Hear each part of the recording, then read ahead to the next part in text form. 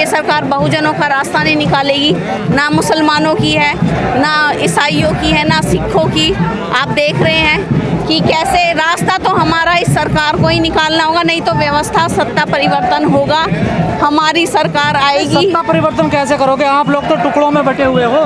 देखिए टुकड़ों में भी जातिवाद ही तो है ना, जातिवाद है, संगठन है, पार्टियों में आज भी नेता बटे हुए हैं, लेकिन ये टुकड़ों में हमारा जो भीम आर्मी भारत एकता मिशन, ऐसे सामाजिक जो मुद्दे हैं, जो जातिवाद का आज प्रोफेसर रितु का ये धरना, ये जो लड़ाई है, इससे आपको जातिवाद के कारण हुआ है ये?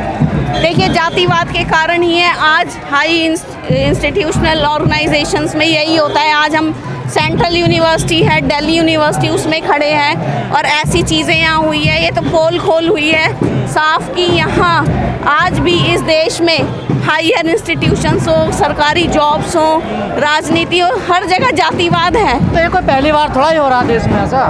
देखिए पहली बार नहीं हो रहा तो अब तक भी क्यों हो रहा है, यही तो बात है ना। बीमारी का इलाज तो ढूंढो आप। जात पात का विनाश, जातियों को ख़त्म कौन करेगा? ये सरकार नहीं करेगी। आप कैसे फिर इस देश में कैसे बहुजन चलेगा? मोहन भागवत कह रहे हैं ना जातिवाद खत्म होना चाहिए देश से। देखिए जातिवाद आपकी गंदी मानसिकता तो आपकी नहीं जा रही है। आपके वही वेद पुराण जो बोलते हैं शूद्रों को पीटना चाहिए, नारी और शूद्र पीटने के लायक है, तो कैसे ये जातिवाद खत्म होगा? कहा ना कुछ लोगों की साजिश है, जिन लोगों ने लिखा है ये सब। ये साजिश है तो मनुवाद तो पूरा एक षड्यंत्र साजिश है, जिसमें कि आपको लो फील कराया जाता है कि ये नेगेटिविटी कहते हैं ना, कि sense of negativity, feeling of negativity, आपको इन्फीरियरिटी होनी चाहिए ताकि आप आगे ना बढ़ सको।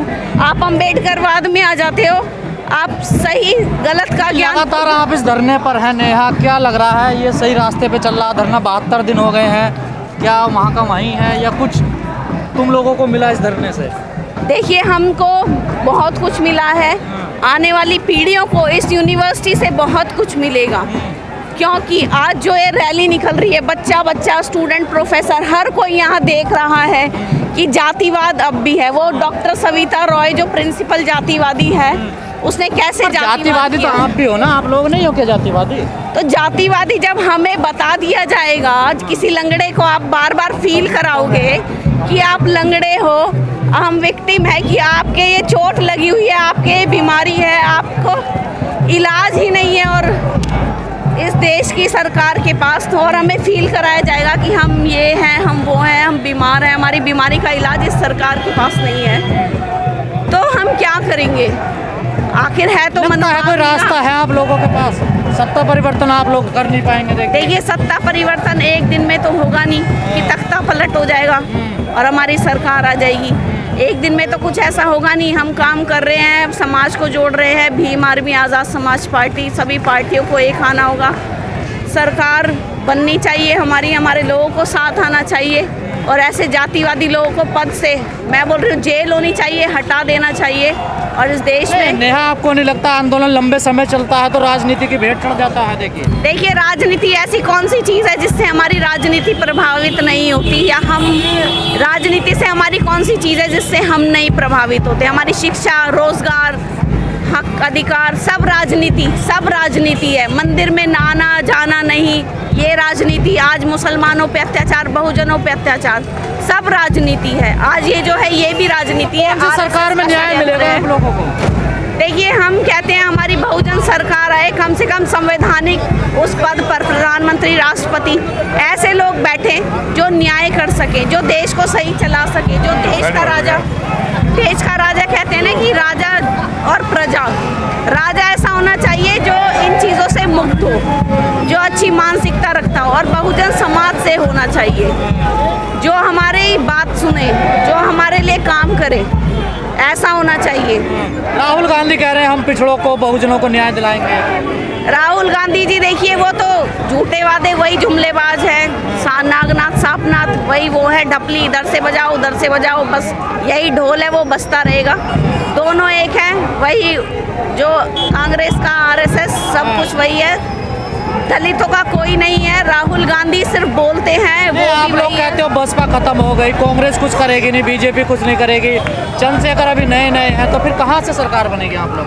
देखिए, हम तो कहेंगे हमें मौका दीजिए, चंद्रशेखर आज़ाद जी को मौका दीजिए। आज हम बोल पा रहे हैं तो भीम आर्मी चंद्रशेखर आज़ाद जी के दम पे बोल पा रहे हैं, नहीं तो हम कुछ भी नहीं है। हम भी देख लीजिए दलित हैं, पढ़े लिखे भी और हैं। चंद्रशेखर इस धरने में नहीं आए हैं इधर क्या? 72 देखिए, दिन हो गए। चुनावी रैलियां चल रही हैं, हमारे विनय रतन जी राष्ट्रीय अध्यक्ष जी यहाँ आए हैं समर्थन देने।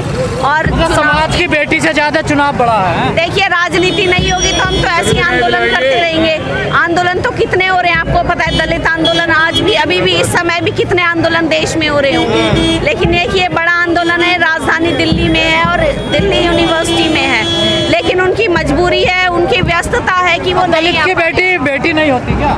दलित की बेटी नहीं होती बेटी, तभी तो वो तो गाजर मूली भेड़ बकरी होते हैं। दलितों की बेटी आज जो पढ़ लिखने की सपने भी नहीं देख सकते, वो प्रोफेसर पढ़ा रही है डीयू में, तो ये तो इनके पेट में दर्द हो जाना, इनको मरने वाली बात हो जाती है ना इनके लिए। हाँ। मतलब बेटी अपर कास्ट की बेटी वो भारत की बेटी है और वो आज आंदोलन कर रही है, तो इनके लिए तो फिर तो और आप ये समझ लीजिए इनके तो 7 पीढ़ियों की नाक में दम हो जाना है ऐसे आंदोलनों से। चलिए जी, हाँ क्या कहना चाह रहे हो आप? क्या कहोगे? नहीं, जो क्वेश्चन आप बार बार ये करे, चंद्रशेखर जी नहीं आ रहे, प्रधानमंत्री है वो, पहले ताकतवर बनाओ हर उनको, जगह पहले क्यों जाते हैं वो? हर जगह जाते हैं ना। अभी इलेक्शन चल रहा है, बहन जी को बुलाओ ना, नहीं, बुलाओ बहन जी को, हर जगह क्यों जाते हैं वो? उनसे कहो ना, वो भी आए। बहन जी तो नहीं आती, कहाँ करती हैं बहन जी? नहीं करते, यही तो बात है ना। चंद्रशेखर तो हर जगह जाते हैं, हाँ, क्यों जा नहीं आ रहे रहे? हैं, पूरी टीम हमारी अरे बताओ तो सही, पहले दिन से आ रही है। अरे आए ना, चंद्रशेखर क्यों नहीं आ ये सारे चंद्रशेखर हैं। कौन? ये जो टीम आ रखी है वो कहाँ सारे टीम आई है आपकी? कैसी बात सारे कर रहे हैं टीम, अंकल जी? आधे से ज्यादा आदमी हमारे हैं। हैं? और ये संविधान बचाने की लड़ाई है। हाँ। देश का लोकतंत्र खतरे में है, संविधान खतरे में है, बचा सकते हैं तो भीम आर्मी आजाद संविधान या समाज। फिर न्याय चाहिए? न्याय भी संविधान से ही मिलेगा। अगला आरएसएस ने संविधान माना कभी आज तक? हाँ, वो संविधान विरोधी हैं, हाँ। देश विरोधी हैं। अभी 15 अगस्त फिर भी को, सत्ता में है वो। हाँ, यही तो बेवकूफ़ी है, सत्ता में है। 15 अगस्त को तो आप लोगों के पास रास्ता क्या है? हम कह रहे हैं इकट्ठे हो। हाँ। कहाँ इकट्ठे हो रहे हैं बताइए? वो 131 गुलाम आज रिजाइन कर दिया, सरकार गिर जाएगी, आए हमारे साथ, दोबारा बना देगा समाज उनको। फिर 131 गुलाम है वो बैठे जो किसी भी पार्टी के हैं, सांसद जो हैं? हाँ। अरे मान्य है अरे वो। वो आप अपनी पार्टी के गुलाम हैं, उनकी जबान निकाल रखी है मोदी जी मान्य ने। है वो आपके प्रतिनिधि हैं। उनकी जबान निकाल रखी है। केस होगा आप पे? हो जाएगा, हो जाएगा, हाँ। करवा देना। जेल जाओगे? अच्छा, चले जाएंगे जेल। क्या हो रहा है? देखो आप अब शब्द बोल रहे हैं, देखिए आपने तो चुन के भेजा उनको। ईवीएम ने भेजा है, हटाइए ईवीएम को। फिर ईवीएम का रोना हाँ। रोने लगे आप लोग।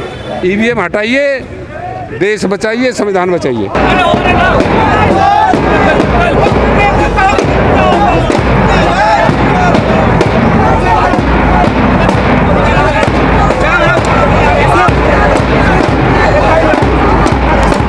देखिए, डॉक्टर रीतू को न्याय दिलाने के लिए ये आज मार्च निकल रहा है और डॉक्टर रीतू के हाथ में ढोल नगाड़े हैं। ढोल नगाड़ों के साथ आज दिल्ली की सड़कों पर मार्च निकल रहा है।